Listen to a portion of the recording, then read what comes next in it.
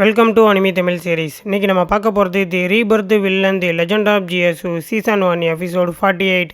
இன்னும் நம்ம சேனலில் சப்ஸ்கிரைப் பண்ணலைன்னா சப்ஸ்கிரைப் பண்ணிக்கோங்க. பக்கத்தில் இருக்க பெல் பண்ண கிளிக் பண்ணிக்கோங்க. அப்போ தான் நான் போடுற வீடியோ நோட்டிஃபிகேஷனாக வரும்.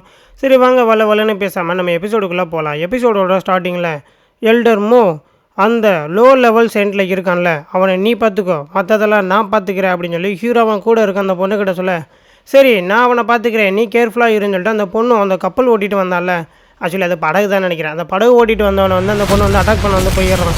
என்னது ஜிஎஸ்யூ பேசிகிட்டு இருக்கும்போதே இப்படி அட்டாக் பண்ண வந்துட்டான், அவன் நெகோசியேஷன் பண்ணுவான் தான் நான் நினச்சேன், ஆனால் இவன் என்னடானா அட்டாக் பண்ண வந்துட்டானே அப்படின்னு சொல்லி ஜூயி நம்ம ஹீரோ பார்த்து பயந்துட்டுருக்கான். அந்த படகை ஓட்டிகிட்டு வந்தானோ மாஸ்டர் ஜூயி, நான் அந்த பொண்ணை வந்து பார்த்துக்கிறேன், நீங்கள் இவனை பார்த்துக்கோங்க அப்படின்னு சொல்லிட்டு அவன் அந்த பொண்ணு கூட போயிட்டு ஒரு ஃபைட்டை தனியாக வந்து போட்டுட்ருக்கான்.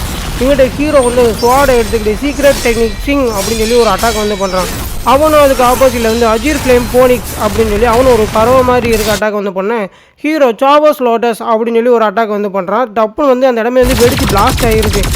நான் அமைதியாக இருக்கணும் தான் நினச்சேன், ஆனால் உன்னுடைய வாய் இருக்கே அதை வச்சு இதை வம்புழுத்து தான் நீ இப்போ என்கிட்ட மாட்டிக்கிட்டேன்னு சொல்லி ஹீரோ டப்புன்னு என்னடானா பின்னாடி இருந்து வந்து ஒரு அட்டாக் முதுகிலே வெட்டிடுறான் அவனை. இதோட எல்லாமே முடிஞ்சிருச்சு, இவன் கதை முடிஞ்சிருச்சுன்னு சொல்லிட்டு ஹீரோ வந்து இன்னும் பார்த்துட்ருக்கான். அவனும் வந்து செத்துட்டான் தான் நினைக்கிறேன், ஏன்னா தண்ணியில் வந்து மிதந்துட்டுருக்கான். டப்புன்னு பார்த்தா அந்த தண்ணிக்குள்ளே இருக்க வேண்டாம்னா மேலே வந்து பறந்து வந்துட்டுருக்கான். நீ இப்போ பண்ண தப்புக்கெல்லாம் உனக்கு கண்டிப்பாக தண்டனை இருக்குது ஹோலிசன் அப்படின்னு சொல்லி ஒரு வாய்ஸ் அங்கிட்ட இருந்து கேட்குது.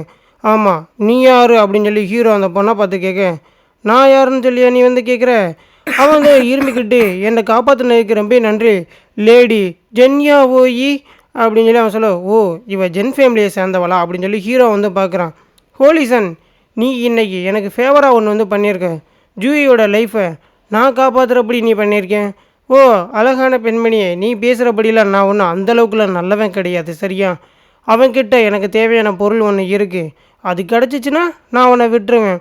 ஏய் நீ என்ன பேசுகிற ஜூயி, அவன் வந்துட்டு அவன் ஏலத்தில் தானே அந்த பொருளை வந்து எடுத்தான், ஏன் ஒன்றால் அதை ஏலத்தில் எடுக்க முடியல அப்படித்தானே அப்படின்னு சொல்லி ஹீரோ அந்த பொண்ணை பார்த்து கேட்க, ஓ நீ அவனை வந்து காப்பாற்ற போறியா, நீ அவனை காப்பாற்ற போகிறேன்னு சொல்லி நின்னேன்னு வச்சுக்கோ, இன்றைக்கி நீங்கள் 2 பேருமே வந்து செத்துருவீங்க, எனக்கு அந்த போர்சன் பிளேட் இன்றைக்கி கண்டிப்பாக வேணும்.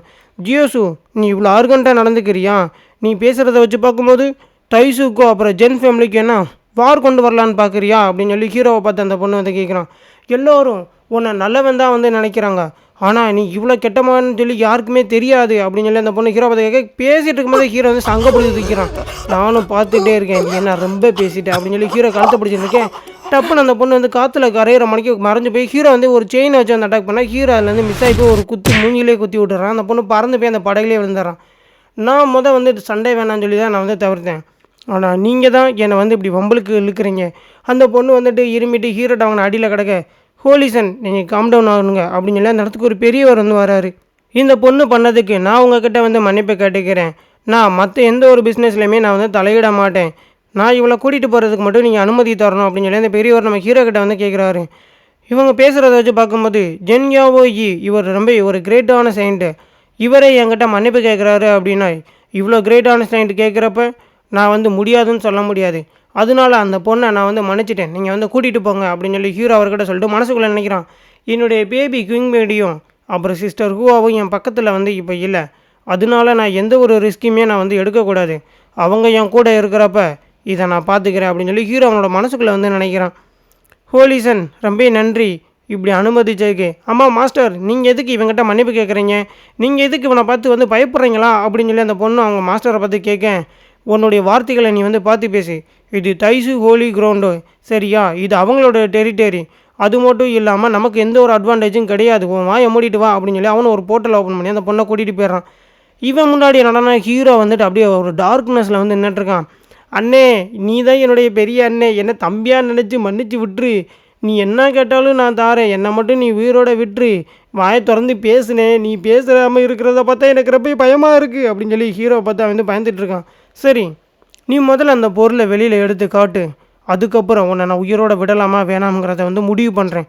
டப்புன்னு அவன் அந்த போர்ஷன் பிளேட்டை எடுத்து ஹீரோ கிட்ட கொடுத்துட்றேன், இந்தாங்க இதை நீங்கள் வந்து வச்சுக்கோங்க, இது எனக்கு தேவையே இல்லை அப்படின்னு சொல்லிட்டு, சரி அடுத்த பொருளை வெளியில் எடு அப்படின்னு சொல்லி ஹீரோ கேட்க, அடுத்த பொருள் என்ன அது, நீ வெளியில் எடுக்கிறியா இல்லை நான் எடுக்க வைக்கவா அப்படின்னு சொல்லி ஹீரோ கேட்குறான். இந்த இடத்துல இந்த எபிசோடு வந்து முடிஞ்சிருது. நான் கூட ஹீரோ அவனை வந்து கொன்று போட்டான் தான் நினச்சேன், ஏன்னா ஸ்வாட் எடுத்து அவனை வெட்டும்போது டப்புன்னு பார்த்தா அவனை வந்து அந்த பொண்ணு வந்து காப்பாற்றிட்டான். ஹீரோ அடுத்து உள்ளே இருக்க எல்லாத்தையும் உருவிட்டு தான் விடுவேன்னு நினைக்கிறேன். இன்னொன்று அந்த படகுல வந்து ஓட்டிட்டு வந்தவொன்னே அந்த பொண்ணு அவங்களோட சைடில் வந்து சண்டை போட்டுட்ருக்காங்க.